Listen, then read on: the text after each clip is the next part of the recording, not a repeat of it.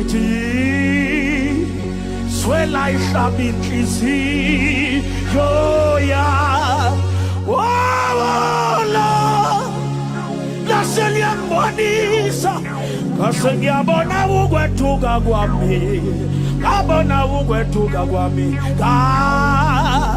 kase ngazivuma izono ngavuma izono zami kimi phambi kwakho yakho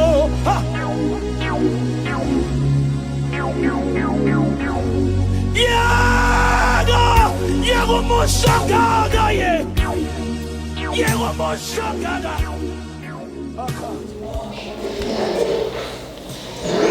siyabonga Nkosi Jesu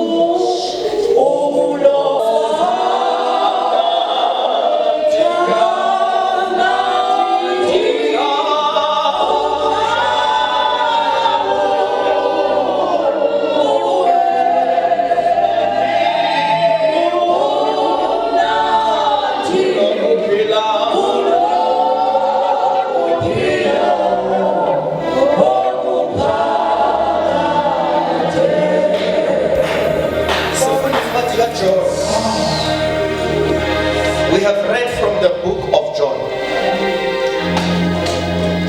John is one of Jesus Christ's disciples, the youngest of them all. He is recording a teaching of Jesus. Unto Jesus, I tell you the truth.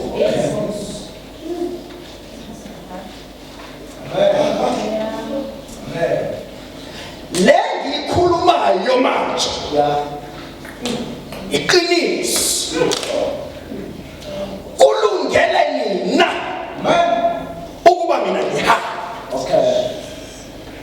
You will not understand ubukhulu bokukhuluma kukaJesu ngalendlela if you do not look at the life of the disciples together with him. Labantu akhuluma lamazwi kubo bashiye imizi yabo. Labantu akhuluma lamazwi kubo bashiye imindeni yabo. Balandela yena. Labantu akhuluma nabo wabamema wathi come follow and I will make. Mayekada uthi kubo Kunilungele ukuba mina ngihambe njani sishiye imizi yethu njani sishiye abazali bethu. Our life is centered around you. Uyikuphila kwethu wena uyo yonke into kithi wena manje usukuthini mawuthi ukulungele thina ukuba walushiye.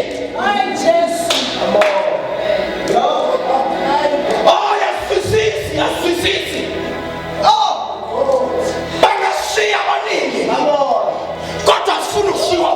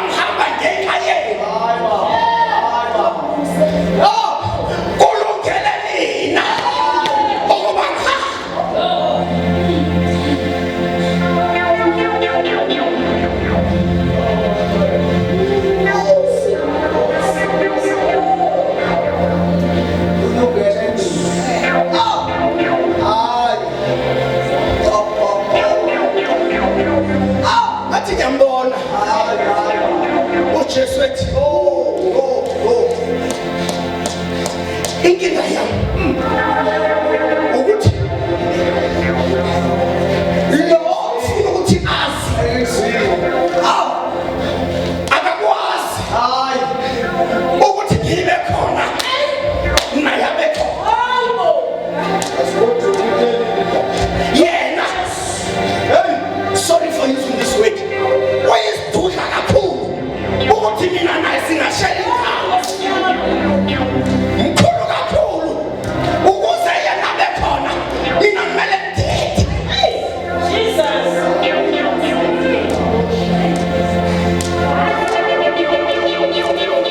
inendaba naye lo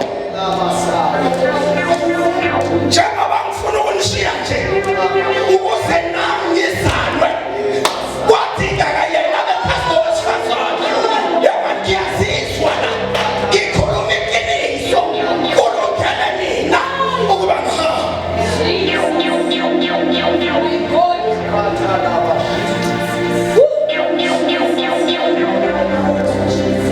yakhumbula ngisethempelini ngathi ngakufunda incwadi kaIsaya ithemba iqeda ukufundwa ngafaka iBhayibheli ngathi umoya wakhe uphezu kwami kunilungele ukuba mina ngihambe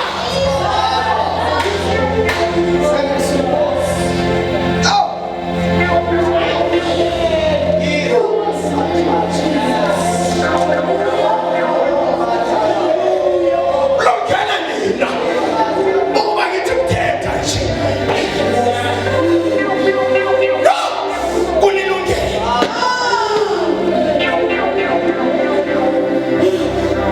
umbuzo ofikayo yini engaka ngaye ukuba kumele mthethe nawe uyinkosi yethu wena uyikho konke kithi wena yini enkulu kangaka ngaye ekumela yena mayefika mina ngithethe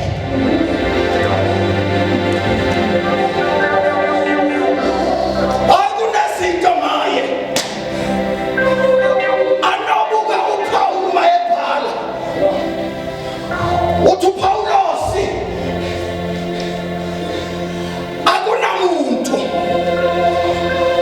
owazi umoya womuntu nezinto zomuntu ngaphandle kukamoya ophakathi kwakhe azothi kanjalo noNkulunkulu akunamuntu owazi izinto zikaNkulunkulu ngaphandle kukamoya yaba ngithi kunilungele ukuba mina ngihambe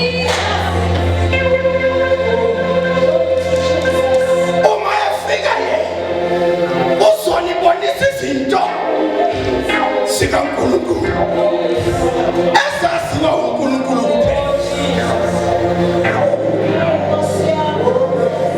uPaul uyabonakalisa ukuthi uhlangene nalo muntu uthi kithi God desires sitshela uPaul ohlangene nalo muntu uthi God desires aningizwa it was Paul who said that namuntu owazi izinto zikaNkulunkulu kodwa uyabuya athi God desires uhlangene nalo muntu owazi izinto zikaNkulunkulu manje uyasifaka ey'ntweni zikaNkulunkulu uthi makuNkulunkulu uyathanda ukuba bonke abantu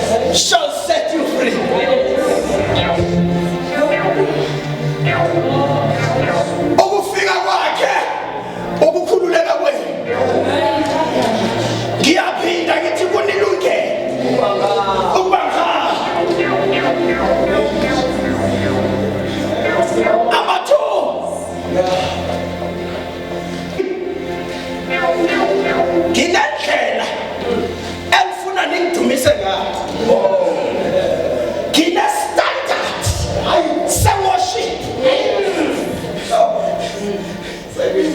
Yabona mina ngifuna ukuthunyiswa yini, kodwa inkinga yami kine-standard. Angifuni ukuthunyiswa kanoma kanjani. Kunendlela engifuna ningidumise ngayo, indlela thina ezoyenza njengoba ama-elder e-24 asezulwini elithi iBhayibheli, they surround the throne of God, bagqoke imiqhele bemhlophe ngey'gubu, njengoba ingelosi silokho sithi uyingcwele.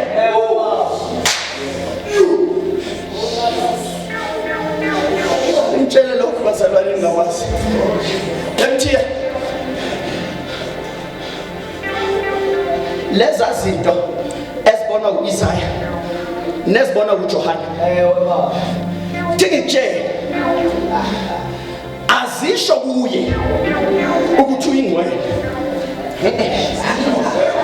Siyambheka, sibuye simbheka, sithi lo simbukelayo ungcwele. Sibheke yena, sibone ukuthi akasafani nale ndlela besibheke ngayo 2 minutes ago. Sibuye sibheka, sithi uyingcwele. Njengoba zisho njalo ama-elders alahla phansi imiqhele, khothama ngamadolo, ubuso phansi, sithi kufanele. Kodwa yena uNkulunkulu ayinganelisi leyo nto. Amehlo ami asemhlabeni, ngiyazibona zona zithi kimi ngiyingcwele. Ngiyawabona ama-elder athi ngifanele, kodwa wamamehlo asezansi emhlabeni afuna mina, afuna wena, sizothi bayede kuye. Bese yena qebula amazulu ehlele phansi emhlabeni, azohlala phezu kwedumiso.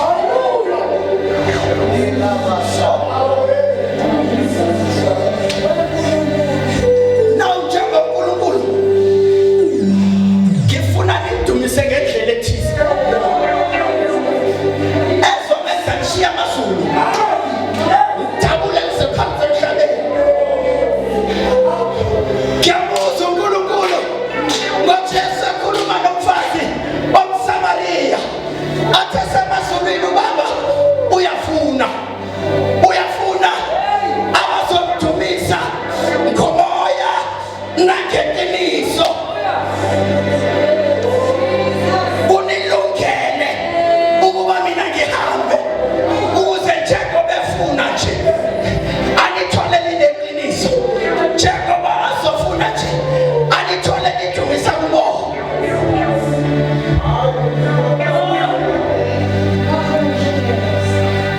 Kunilungele kuhle kimi ukuba sengivala ngamanye.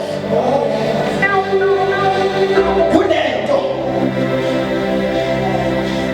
engiyithandayo isemazulwini, ngifuna njalo kini. Uthi Paulos mayekhuluma, ebafowethu bawo, ngesikhathi sonke anobonga, kodwa ningaphelele kubongeni, nithandaze njalo ningaphezi. Azothi lo yintando kaNkulunkulu ukuba nikhuleke ningaphezi.